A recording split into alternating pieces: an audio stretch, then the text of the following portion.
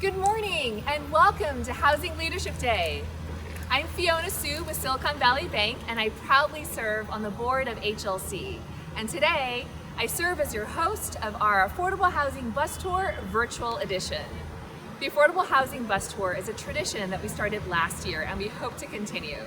We know that the best way to understand the transformative role of affordable housing is to see it and to meet the residents whose lives have been changed by an affordable home. An affordable home that is now keeping them and their families safe from the global pandemic we're now facing. You'll see in San Mateo County, we've got a wide range of affordable housing that serves housing for families, seniors, veterans, people with special needs, and people who've experienced homelessness. I'm standing now in front of Montera in the city of San Mateo. This 68-unit project, developed by Bridge Housing and financed by SVB, is in the home stretch of construction. The project is part of the Bay Meadows Master Plan community. They're doing walkthroughs right now. We're not going to go in. Instead, we'll come back when it's safe for an in-person tour when we can meet the new residents. Now, this project is very special to me on a personal level. I live very close by, so I can't wait to come back and welcome my new neighbors home. Also, having grown up in Burlingame, I remember coming for that last week of racing at Bay Meadows Racetrack. And when we walked away, it was kind of sad, but also really exciting to wonder what was going to happen with this space. And all these years later, I'm astonished as I look around and see what is happening to that space. Thanks to so many of your efforts who had the courageous and bold vision to think about how to best use this space for the needs of current and future residents. We're having some important conversations in San Mateo County about that very issue, how to best meet the needs of our future residents. And we need that same courageous and bold vision.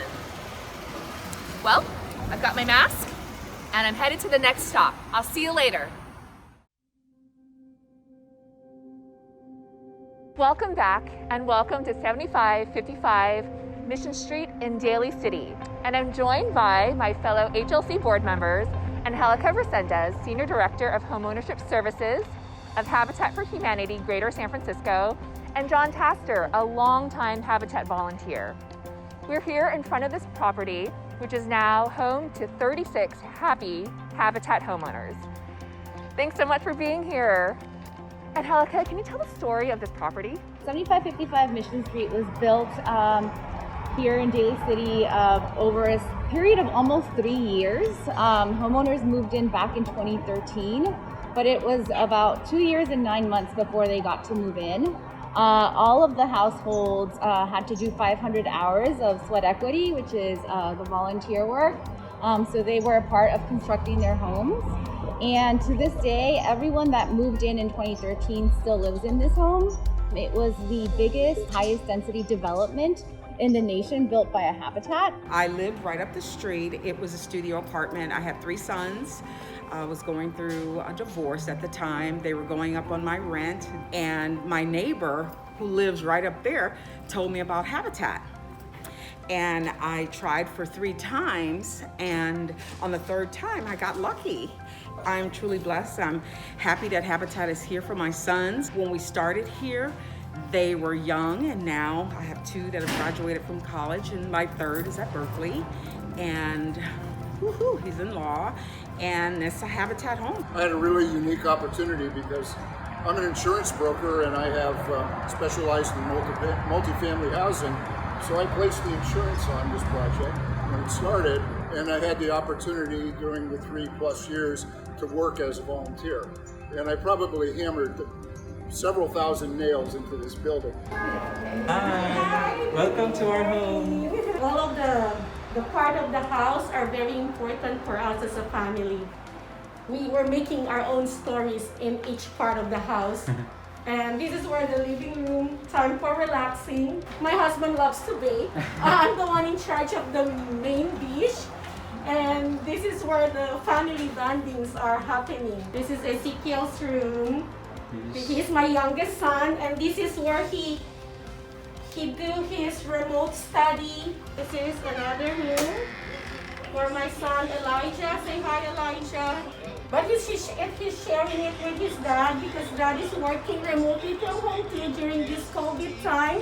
And in our bedroom, of course, we have the hard hat that we use when we were working for this place.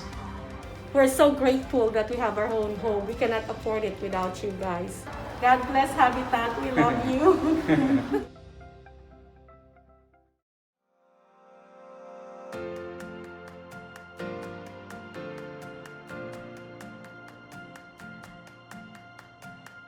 Hi everyone, and welcome to the town of Coma. It is a great day to be alive in Coma today because we are standing in front of the newly built, recently opened Coma Veterans Village, developed by Mercy Housing California.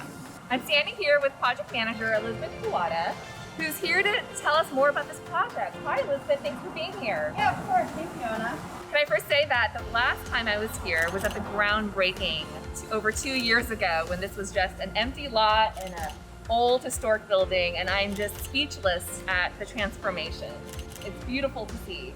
This community is built for formerly homeless veterans. It serves a whole wide range of veterans, really, who served from the Vietnam War through the Gulf War to Iraq and Afghanistan. I was a machine gunner, 70 to 72. 70 to 72? Yep. I was on the street for 3.5 years. Wow, on the streets for 3.5 years? Yep. I love this place. I'll stay here as long as I can. I think this project embodies the saying, it really takes a village. Right now on site, we have Brilliant Corners. They're the lead service provider, and we also have the VA. So the VA provides clinical social work as well as medical services here. I think a really unique part of this community is that they actually have an on-site wellness center, and they have a full-time nurse working here, as well as a geriatric physician who comes in several times a week, who also brings in specialists. So there's really great on-site medical care. There's also so many community features and amenities that residents can enjoy. Already we're standing here in this beautiful garden. Can you tell us about where we're standing right now? We're standing right in front of our community building. So this is a historic pump house that we renovated, and it's really an amazing space for all sorts of activities. We have a bike room, we have a library for books, as well as donation area for clothing, as well as spaces for regular food bank and food delivery. The community kitchen is just beyond this window.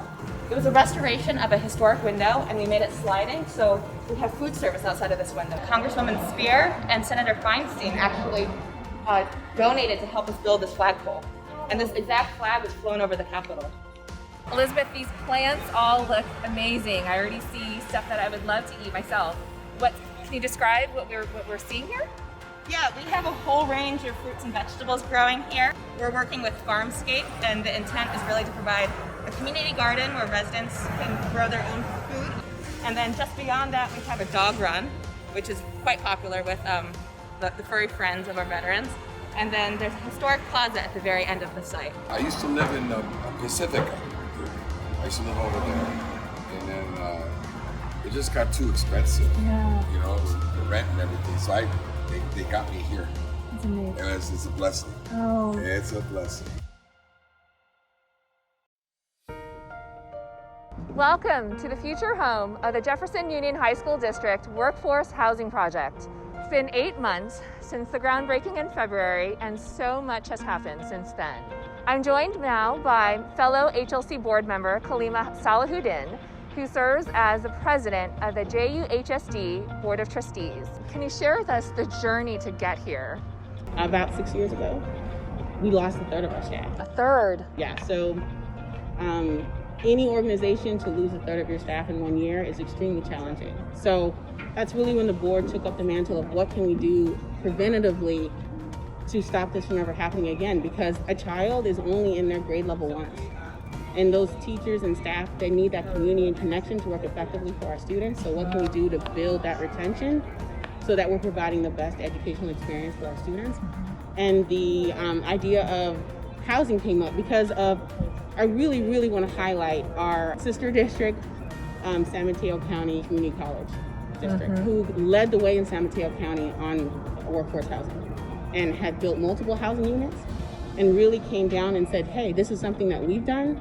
Maybe you can try this too. But I know that it wasn't easy, and I'm sure that there were some roadblocks but how did you push through? So we work with some amazing partners, and the person that helps us with our bond said, we think there's a way that you can do a bond that is targeted on building housing. So we went in with that idea of let's build to what we think we're going to need through the data that we have through the surveys and through what we've lost before in staffing.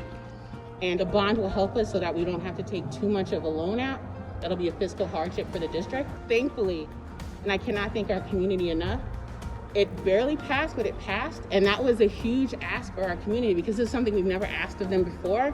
And so that capital coming in from the community really helped us build a vision of what we thought would be the best way to support our staff. What was once a dream, 4 or 5 years ago is now a reality, and there were certainly some concerns initially when COVID first hit, but, we deemed this project as an essential project and we were able to continue on. There were a couple of delays, mainly because we were just waiting on permits from the city. But aside from that, we've been full steam ahead. So it's gratifying to be here and to see the outline of the building start to take shape. And we're really excited to have this project happen so that people can move in. I'm really excited about that. Thank you, Kalima. Thank you, Andy. And thank you, Monica, and all of you for joining us here at the Jefferson Union High School District Workforce Housing Project. We'll be back for the grand opening in 2022. Welcome back to our final stop on our affordable housing tour. We're here now at Alma Point at Foster Square in the city of Foster City. I'm joined now by Nevada Merriman from Mid-Penn Housing. Hi, Nevada. Hi, thanks for stopping by. And we're here at this fantastic property, which is home to 66 seniors. Nevada, when you drive up, you just can't ignore that this project is so phenomenally well located. How did this project come to be? Well, it was a great opportunity for Mid-Penn to partner with the city. They had, for at least a decade, long had a vision of having a really well-designed, inclusive senior community here. And they really wanted to have a place where they would have some event space and some retail, but also they really wanted to make sure that there was going to be affordable senior housing here. So here we are on this awesome balcony on the 4th floor, looking out on this amazing view. Nevada, can you kind of point out where we are in relation to other community buildings? Sure. So we have there, going just a little bit to the north, we have City Hall. To the south is the Peninsula Jewish Community Center. Here we have Atria, which is assisted living, about 150 homes there. So people can really age in place here.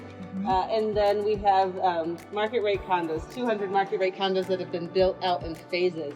If you look all the way down, you can see the lagoons, which is really, Leo Ryan Park is really the crown jewel here at Foster City. Nevada, when this project was opened in 2016, what was the response? How many applications did you receive? We saw almost 700 applications. Wow. So it's already a much smaller pool of people because you need to be 62 or older to live here. And that's about 10 to 1. So there was tremendous demand in the community for these homes, and I hope that you enjoy meeting one of our residents later. Let's go meet one of the residents. Since I heard there is some opening, this condominium, so I take a chance, why not? I asked my daughter, with her help, I'm gonna apply to this beautiful housing. Yes. And I'm lucky. I got this place, beautiful, beautiful. So happy. Love your plants. Oh, so thank you. You've got a green thumb. Yeah. Does it make you happy to garden? Oh yeah. I love my garden. I know the people who lives in this area. We're so close, just like we are family. We enjoy get together, and we sit down here. They bring a bottle of wine and having some drinks and whatever. This manager, they're really taking care of us, and anytime we need help, they're there for us. This is my home. I have to take care of it, because I enjoy it so much. Okay, thank you for coming. I really enjoy your visiting, and come back again.